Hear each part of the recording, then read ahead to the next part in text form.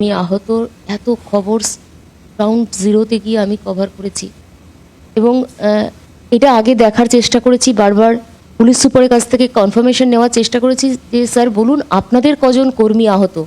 এটাকে অনেক প্রায়োরিটি দিয়ে এটা আগে রাজ্যের মানুষকে জানানোর চেষ্টা করেছি যে কোনো ঘটনায় কজন পুলিশ কর্মী আহত।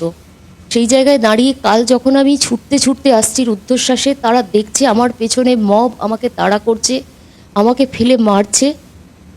আমি হাত জোড়ো করে বলছি যে আমাকে প্লিজ এখান থেকে রেস্কিউ করুন, আমাকে হেল্প করুন। তারা তো করলো না এবং এত বড় একটা ঘটনা ঘটে যাওয়ার প্রায় 20 ঘন্টা পেরিয়ে গেল, এখনো পর্যন্ত একজনকেও অ্যারেস্ট করলো না। এবং আমার মনে হয় সেই মুহূর্তে যা মব ছিল এবং পুলিশের যা সোর্স, তাদের যা ইন্টেলিজেন্স কাজ করে এটা খুঁজে বের করা যে কারা এই ঘটনাতে মদত দিয়েছিল এবং কিভাবে ঘটনা ঘটেছিল, পুলিশ মনে করলে 1 ঘন্টার মধ্যে এটা বের করে ফেলতে পারে, উইদিন 1 আওয়ার। পুলিশের সময় লাগবে না। এবং বেলডাঙ্গা থানার যে ওসি, তিনি প্রত্যেককে চেনেন ওখানে যারা ছিল, এবং তার সঙ্গেও আমাদের সংবাদ মাধ্যমের ব্যক্তিগত সম্পর্ক অত্যন্ত ভালো। জেলা পুলিশ সুপার সেখানে হাজির ছিলেন, আমি জাস্ট তার পেছনে ছিলাম যেখান থেকে মব আমাকে প্রথমে তাড়া করতে করতে নিয়ে আসে, তখন তিনি ওখানে আন্দোলনকারীদের সঙ্গে কথা বলছিলেন। তো পুলিশের কাছে এটা কোনো বড় ব্যাপার ছিল না যে পশ্চিমবঙ্গে কি ইয়ার্কি মারাচ্ছে নাকি পশ্চিমবঙ্গ সরকার? প্রশাসনটা কি ডগে উঠে গেছে নাকি এটা বাংলাদেশ পেয়েছেন আপনারা? কি হচ্ছে বেলডাঙ্গায়? এটাকে প্রশাসন চলা বলে? রাজ্যের প্রশাসনটা উচ্ছন্নে চলে গেছে, কিন্তু কেন্দ্রীয় প্রশাসন হাতে হাত দিয়ে পায়ে পা রেখে চুপচাপ মজা দেখছে কেন? কেন্দ্রীয় সরকারের উচিত নয় কি যারা বদমাইশি করছে, গুন্ডামি করছে, সাংবাদিক পেটাচ্ছে, লুটপাট চালাচ্ছে, দোকান ঘর লুটপাট করছে, জাতীয় সড়ক অবরোধ করছে, ট্রেন লাইনে চলে গেছে এরা অবরোধ করতে, এর পরেও প্রশাসন চুপচাপ?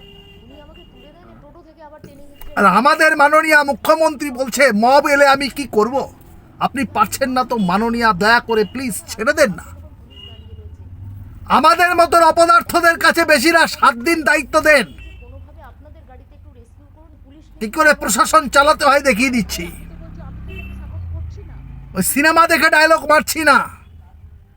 উন্নয়ন করব না, আইন শৃঙ্খলা রক্ষা করার জন্য চাইছি। যত গুন্ডা আছে না, লুঙ্গি ছেড়ে খালি গায়ে ল্যাংটো হয়ে রাস্তার ধারে কান ধরে দাঁড়িয়ে থাকবে,